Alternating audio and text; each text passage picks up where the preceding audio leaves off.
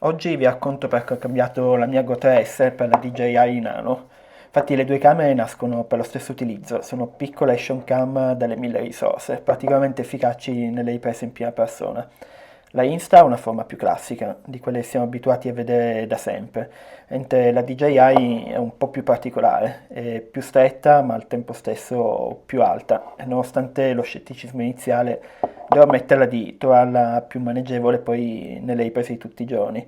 In entrambe il modulo con l'obiettivo si può staccare e si può usare indipendentemente dal dock. E questo è il loro maggior punto di forza. Infatti sono entrambe magnetiche e questo ci permette di usarle ad esempio con un ciondolo e dimenticarci di averle addosso. Qui la Go 3S vince a mani basse, decisamente più piccola della Nano. Oltretutto è bianca come la mia divisa da bici, quindi si mimetizza alla perfezione.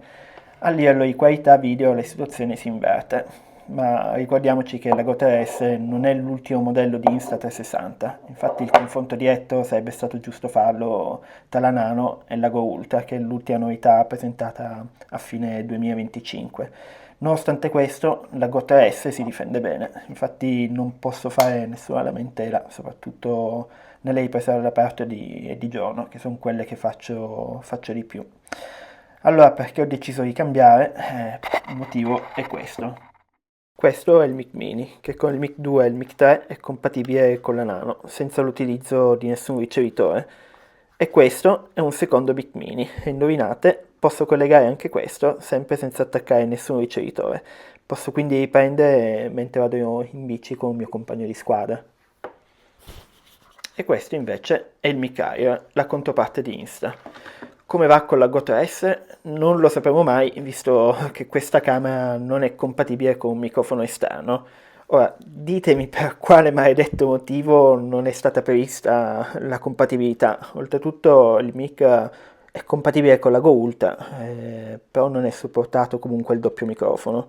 Altro punto fondamentale, questa costa 59 euro, mentre questo, indovinate un po', costa 59 euro.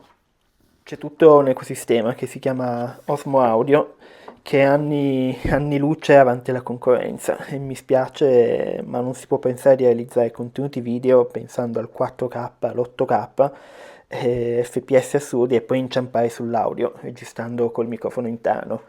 Quindi continuerò a usare il mic Air sulla X4 Air e per tutto il resto userò la Nano con il doppio mic mini, senza contare che sicuramente se per esigenze del canale dovessi aver bisogno di una Action Cam in futuro, per lo stesso motivo potrei preferire la Osmo Action 6 piuttosto che la X Pro 2, a meno che Insta non tiri fuori qualcosa dal cilindro, staremo a vedere.